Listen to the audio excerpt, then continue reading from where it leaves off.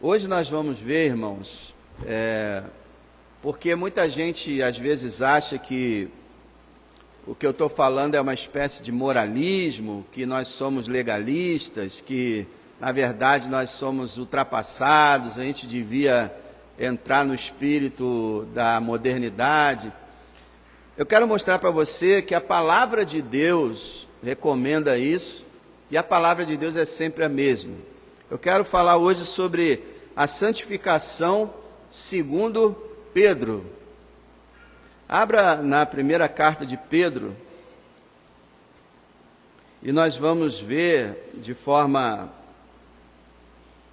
mais breve cada passagem, que o apóstolo Pedro recomenda calorosamente a santificação. Pedro escreve, o mesmo que negou o Senhor, e que foi restaurado, que pregou no Pentecostes, agora já um ancião. Ele escreve aqui, diz o capítulo 1, verso 1, aos estrangeiros dispersos no Ponto, Galácia, Capadócia, Ásia e Bitínia. Quer dizer, ele não está escrevendo para os judeus, nem está escrevendo para aqueles que moravam na Palestina, ele está escrevendo para os gentios que habitavam ali na Ásia Menor, justamente aquela área ali onde o próprio apóstolo Paulo trabalhou.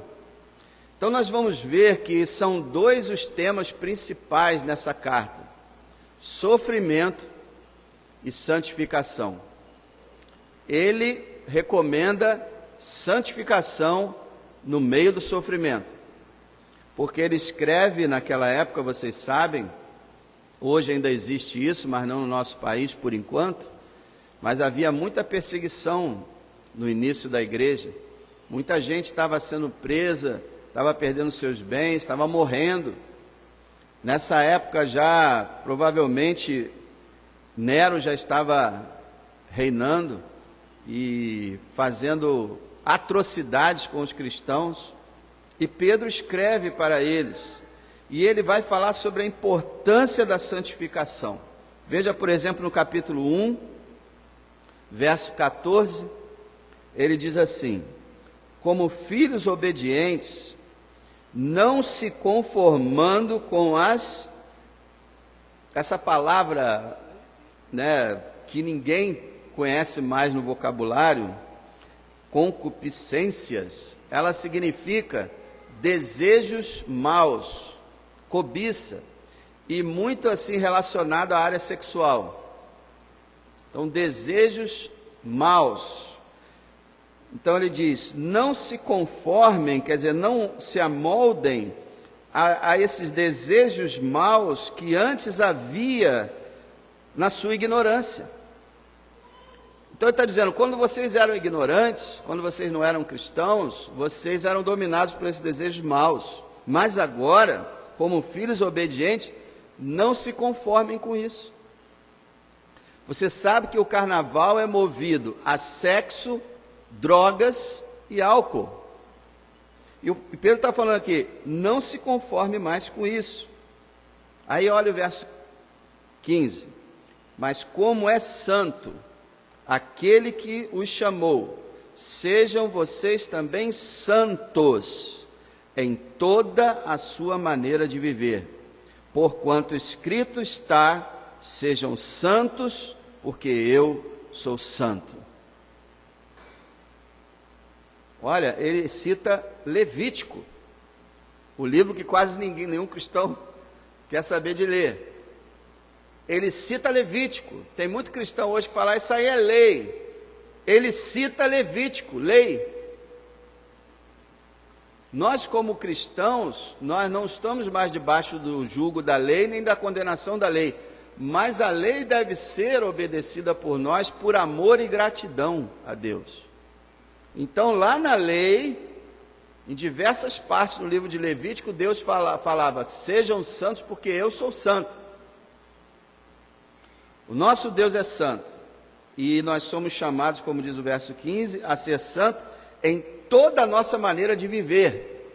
Isso é, ser santo nas palavras, ser santo nas atitudes, ser santo nos pensamentos, ser santo em toda parte, em todos os relacionamentos, em todas as oportunidades, em toda a nossa maneira de viver, desde o momento que a gente acorda até o momento que a gente dorme, até mesmo, irmão. Deus, ele é tão bom e poderoso que ele santifica até os nossos sonhos.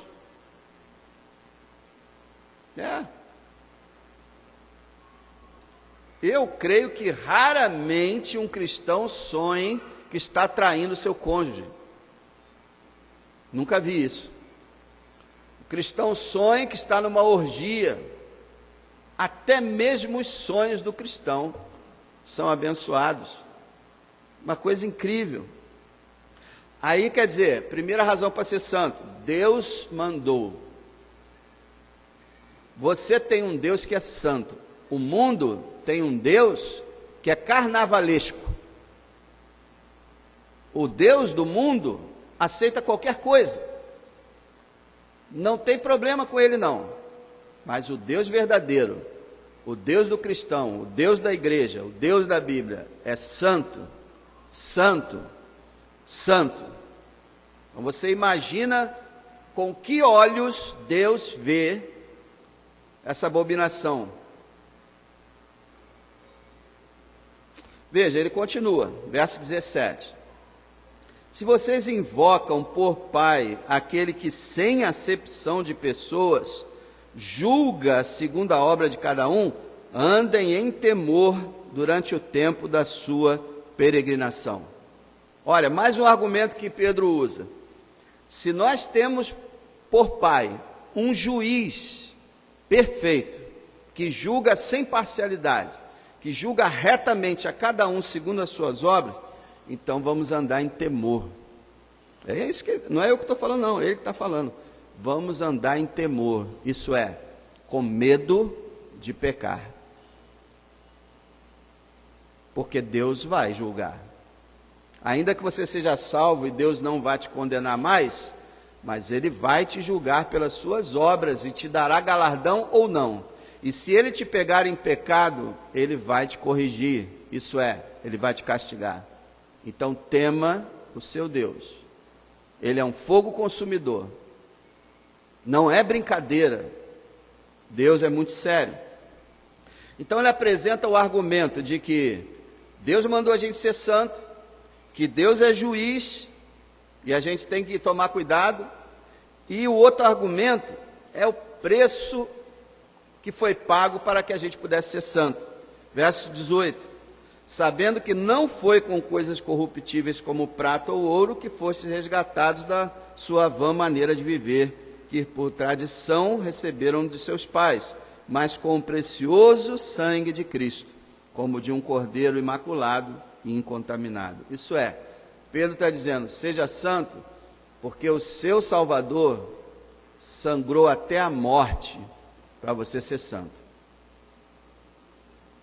Ele recebeu a ira que era para cair sobre você. Então, você foi resgatado por um alto preço. Seja santo. Irmãos, olha o capítulo 2, verso 1. Deixando, pois, toda malícia, todo engano, e fingimentos, e invejas, e todas as murmurações, desejem afetuosamente, como meninos novamente nascidos, o leite racional não falsificado, para que por eles vão crescendo.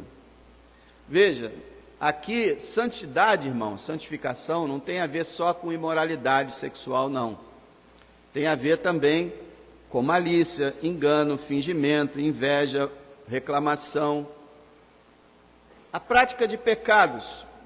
Pedro fala, deixa de praticar esses pecados e deseje calorosamente o leite racional. Que leite é esse? A palavra. Alimente-se da palavra. Se um cristão, eu espero que não, mas com certeza deve haver, se um cristão assistir a escola de samba a madrugada toda e varar à noite assistindo um desfile, eu tenho certeza que esse mesmo cristão nunca varou a noite lendo a Bíblia. Nunca. Nunca varou a noite orando. Então, olha que coisa impressionante. Veja, irmão, capítulo 2, verso 9. Capítulo 2, verso 9. Paulo descrevendo a igreja: mas vocês são a geração eleita, o sacerdócio real, a nação santa, o povo adquirido, para que anunciem as virtudes daquele que os chamou das trevas para a sua maravilhosa luz. Irmão, olha o que a gente é. Geração eleita, escolhida. Algo que é escolhido é separado, né? Escolhido. Sacerdócio, sacerdote, ele era separado. Nação santa, que é separada. Povo adquirido, povo comprado. Quando você compra alguma coisa, você traz para si. Todas as expressões aqui estão se referindo à santidade. Nós fomos separados. A ideia de santidade é separação e purificação. Nós fomos separados por Deus e purificados por Deus. Nós não somos como os demais. Irmão, não adianta. Mas isso é soberba. Não é. Quando você reconhece que não foi você que fez isso, foi Deus. Deus o escolheu, Deus o separou. Então você pode dizer: eu sou um escolhido, um separado, santificado por Deus. Então não me cabe ver certas coisas e participar de certas coisas e me envolver com coisas claramente pecaminosas. Capítulo 2, verso 11 e 12, Pedro continua, olha como ele enfatiza a santidade. 2, 11. Amados, peço-lhes como a peregrinos e forasteiros. Olha aí, o que a gente é? Peregrino, forasteiro. O peregrino é o quê? Um viajante. Ele está passando. A gente está passando da onde para onde? Nós estamos passando desse mundo para a glória. Aqui nós só estamos numa colônia, nossa pátria é no céu. Então, peregrinos, viajantes, você não tem morada aqui nessa terra, é passageiro. E forasteiro, o que é o forasteiro? O estrangeiro, o estranho. Quando chega uma pessoa de outro país para falar com a gente fica, né? Poxa, pessoa diferente, língua diferente, aparência diferente, modos diferentes. Pedro está falando, nós somos diferentes, estrangeiros. As pessoas devem olhar para nós e dizer, mas que camarada estranho. Não porque tenha um comportamento bizarro, mas porque é diferente. Enquanto está todo mundo caindo na gandaia, a gente está na nossa sobriedade. Enquanto as pessoas estão preocupadas com o desfile, né? De ver o desfile, esses 2 dias de desfile, nós estamos lendo a palavra, vendo louvores, assistindo mensagens. Enquanto todo mundo está esperando a quarta-feira para ver quem recebeu a nota 10, a gente não está nem aí para isso. Somos estranhos. E assim devemos ser. Assim devemos ser. Veja, amados, peço-lhes como a peregrinos e forasteiros, que se abstenham. Você sabe o que significa se abster, né? Eu espero que você saiba, porque esse verbo aparece muito na Bíblia. Se abster significa evitar fazer alguma coisa. Então, toda vez que aparecer a palavra abster, quer dizer isso. Não quero, passo, abstenho, né? Então, peço que se abstenham. Aí a palavra de novo, ó, dos desejos maus, e aí ele ainda fala carnais. Ele está falando da vida imoral, da vida sexualmente imoral. Aí ele ainda diz mais, que combatem contra a alma. Olha quanto ensino, gente. os desejos maus do seu corpo, da sua mente, os desejos pecaminosos, eles guerreiam contra a tua alma, isso é, contra a tua vida espiritual. No momento que você põe os olhos em pessoas seminuas, os desejos maldosos da tua carne vão ser seduzidos por aquilo, e a tua alma, a tua vida espiritual vai secar. É isso que Pedro está falando. É uma guerra intensa. É o mundo, é o velho homem e é o diabo querendo trazer sujeira, imundície para a tua vida santa. Aí ele quer dizer, ele falou de novo, né? Abstenha-se da prática da imoralidade sexual. E aí ele fala mais no verso 12, tendo o seu viver honesto. A desonestidade também é falta de santidade. Viver honesto entre os gentios, para que naquilo em que falam mal de vocês, como de malfeitores, glorifiquem a Deus no dia da visitação, pelas boas obras que em vocês observem. Ora, olha só, irmão, aqui tem muita coisa com relação ao que está acontecendo. Pedro fala assim, vivam uma vida decente, vivam uma vida honesta, e as pessoas vão olhar para vocês, elas vão falar mal de vocês. Já é natural. Mas quando elas observarem mais de perto o seu viver decente e honesto, elas vão glorificar a Deus pelas boas obras que em vocês observem. Agora, eu pergunto, o mundo glorifica a igreja quando a igreja faz uma escola de samba e vai desfilar junto com eles? Você acha que o mundo acha isso bonitinho? O mundo despreza isso. O próprio mundo diz, vocês são cristãos, estão fazendo o que aqui? E riem, e debocham, e continuam falando mal. Porque nós deixamos de ser o que a gente devia ser, diferentes. A tática da igreja moderna é a seguinte, é uma grande tolice diabólica. Seja como o mundo é, porque aí você vai atrair o mundo para a igreja, e dentro da igreja você vai pregar a verdade.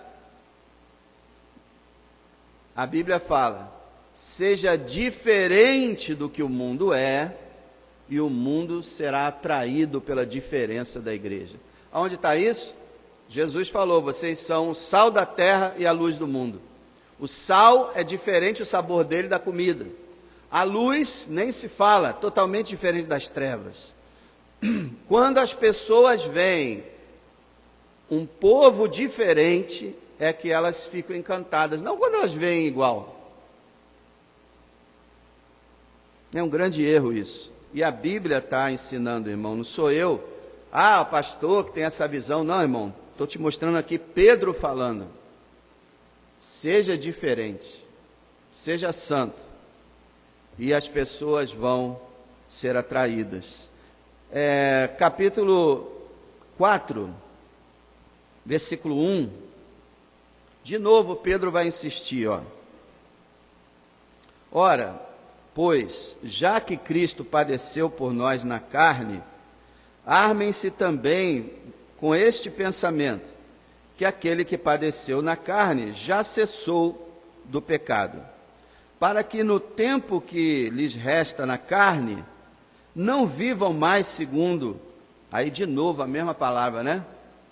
De novo os desejos maus, não vivam mais segundo os desejos maus dos homens, mas segundo a vontade de Deus. Pedro está usando a mesma tática que Paulo usou, que é a questão da morte de Cristo. Como Cristo morreu e parou de ser identificado ou relacionado ao pecado na sua morte, assim também o crente deve considerar que ele, quando morreu espiritualmente no seu novo nascimento, o velho homem morreu, acabou, ele morreu para o pecado, acabou. Considerem-se mortos para o pecado, mas vivos para Deus. Olha só o que ele vai falar no verso 3. Porque é bastante que no tempo passado da vida fizéssemos a vontade dos gentios, andando em dissoluções, de novo a palavra, maus desejos, borracheira quer dizer embriaguez, glutonarias, que também pode ser traduzido como orgias, bebedices e abomináveis idolatrias. Olha o que Pedro está falando. Lá no outro tempo da vida de vocês, vocês viviam fazendo o que os gentios faziam. Mas agora não. Ao verso 4. E acham estranho não correrem com eles no mesmo desenfreamento de dissolução, blasfemando de vocês, os quais hão de dar conta ao que está preparado para julgar os vivos e os mortos. Veja, irmão, ele fala que nós praticávamos vários pecados com os outros, e aí nos convertemos e paramos de praticar. E as pessoas que viviam conosco acham estranho que nós paramos e ainda ficam blasfemando muitas vezes de nós. Agora você viu uma coisa interessante? Ele falou que os ímpios acham estranho a gente não correr com eles no mesmo desenfreamento de dissolução, que é depravação moral. Irmãos, grande parte da igreja hoje está correndo com eles.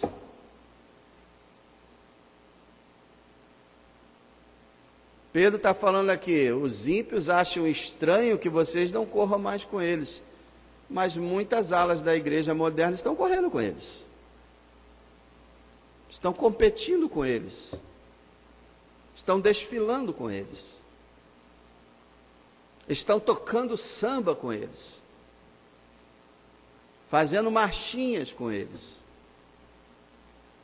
Mas a Bíblia diz que quando uma pessoa é cristã, ela se torna estranha. Ah, mas eu não quero ser estranho, né? Quero ser uma pessoa na moda, eu quero ser uma pessoa que todo mundo admira, quero ser, né? Quero ter lá um montão de like. Essa mídia social acabou com a sociedade, né? Quero ter um montão de like, de joinha, de palavra boa, porque a vaidade, o orgulho é que domina essas coisas. Se nós somos cristãos verdadeiros, nós somos estranhos para esse mundo. A pessoa olha para a gente e fala assim, eu não te entendo. Igual Rui Barbosa, segundo dizem, o grande Rui Barbosa, um dos homens mais sábios que esse país já teve. Aliás, esse país tem poucos sábios, né? Mas Rui Barbosa diz que foi ler a Bíblia, aí leu Romanos 8:1, portanto agora nenhuma condenação há para os que estão em Cristo Jesus, e ele jogou a Bíblia para o lado e falou assim, não te entendo, Paulo. Essa é a realidade, o mundo não entende a igreja, e isso é ótimo. Se a pessoa olhar para você e falar assim, eu não sei porque você anda na igreja de manhã, você está na igreja de tarde, você está na igreja no carnaval, você vai para a igreja quarta-feira, você está sempre lendo a Bíblia, você não faz isso, você não faz aquilo, que coisa mais estranha.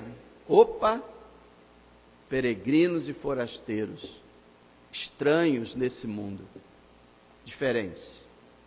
Não estou aqui incentivando que a gente seja esquisito, igual alguns amados irmãos que se vestem esquisitos.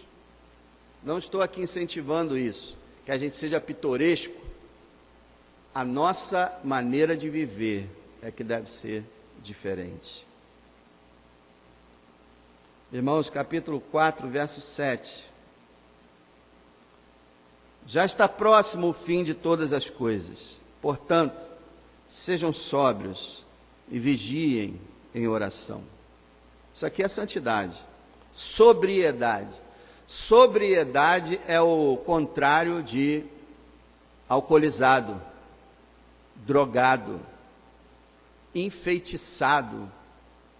Sóbrio é aquele que está lúcido, em domínio das suas faculdades mentais, está acordado, está atento, está alerta.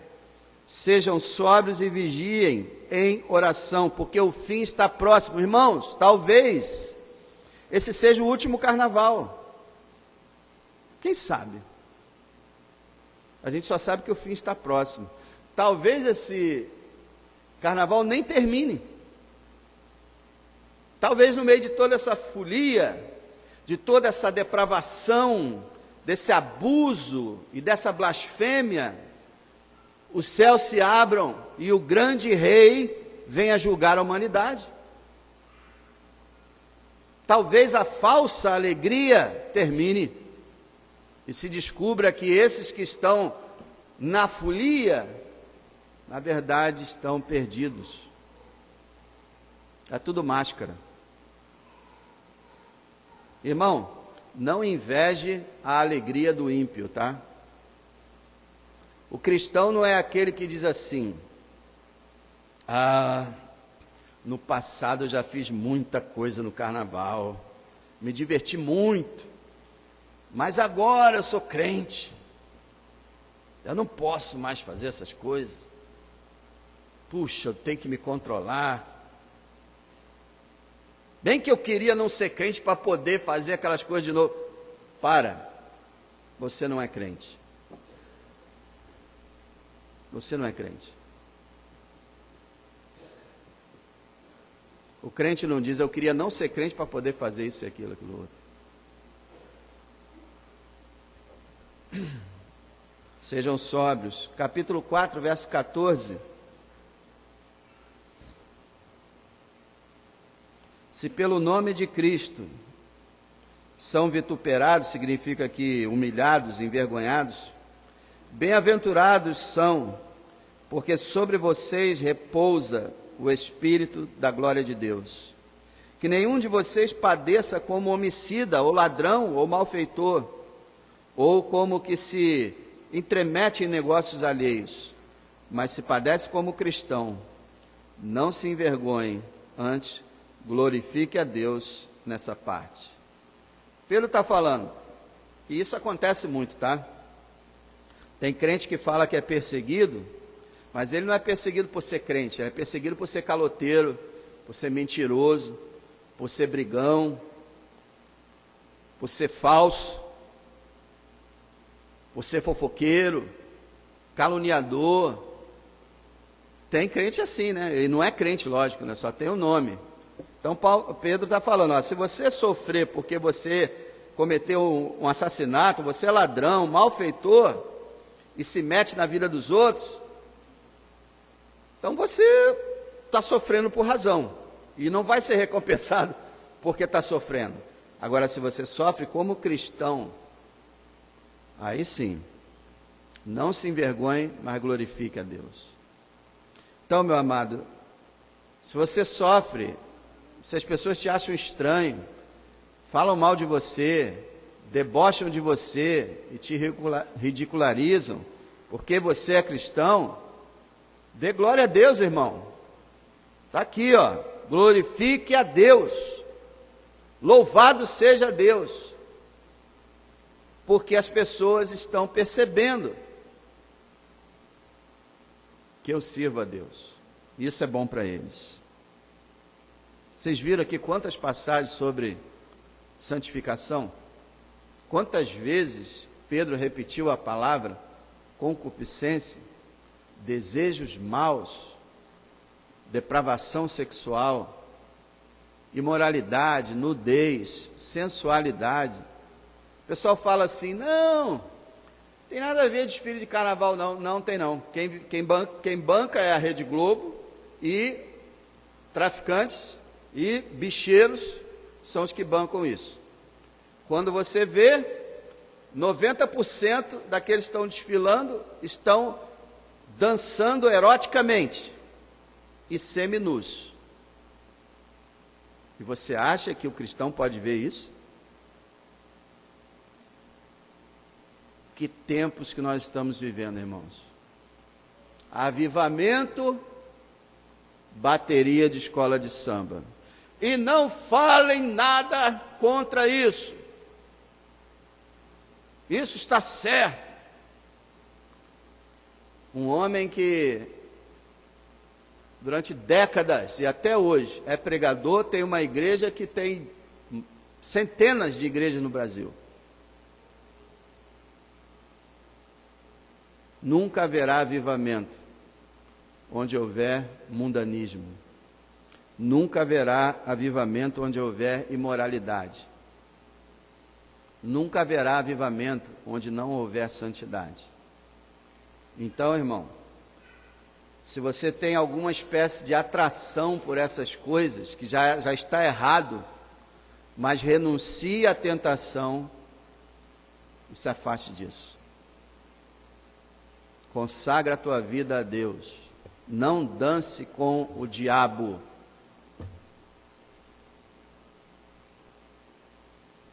Viva com Deus.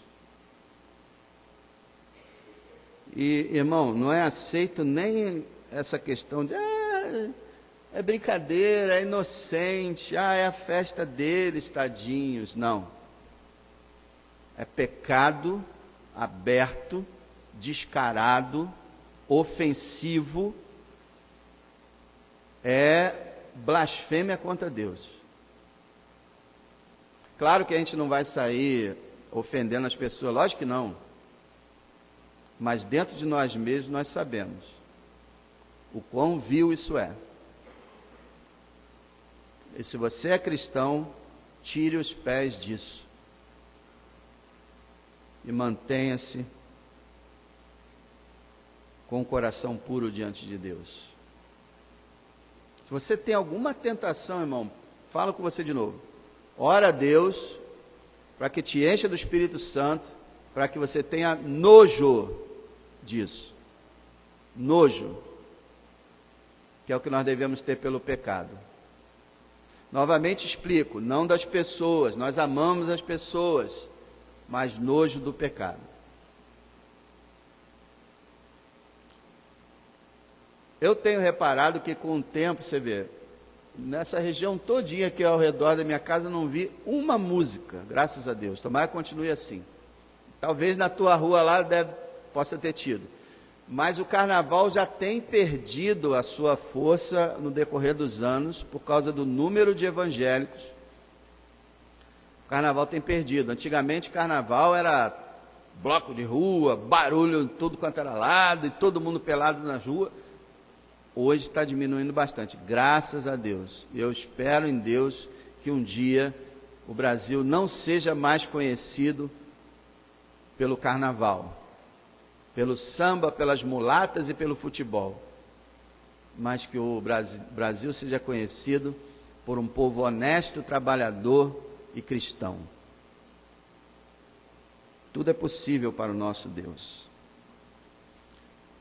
Senhor, muito obrigado pelo Senhor ter nos separado, ter nos escolhido, ter nos santificado.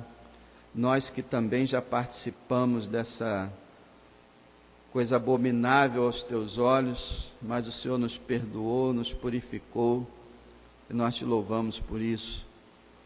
Ajuda-nos, Senhor, a não permitir que em nossa casa qualquer TV ou celular ou tablet seja ligado nessas programações satânicas, que a nossa casa esteja limpa disso, que nós realmente estejamos buscando somente o Senhor e nos afastando de toda essa imoralidade e indecência.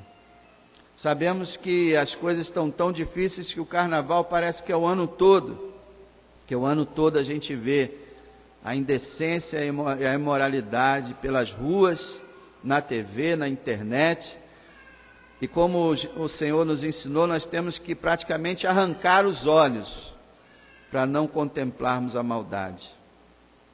Ajuda-nos, ó Deus, e perdoa-nos se falharmos, mas ajuda-nos a manter a santificação do nosso espírito. Eu te peço, Deus, abençoa a tua igreja aqui e em toda parte. Separa, Deus, a tua igreja disso, Senhor. Em nome de Jesus. Possamos passar um domingo agradável, estar aqui à noite, guardados e protegidos pelo Senhor. Que esses dias passem logo, para que as pessoas acordem e voltem para o trabalho. E principalmente que elas acordem e voltem-se para o Deus verdadeiro. Em nome de Cristo Jesus. Amém. Então, irmão, se Deus permitir, a gente vai estar às 7 aqui na igreja. Se você sentir que tem qualquer problema, qualquer perigo perto da sua casa, você não se sente seguro, não tem problema, irmão. Não se obrigue a vir se você está com alguma coisa, tá? Fica livre hoje para vir, se desejar, se sentir seguro, tá bom?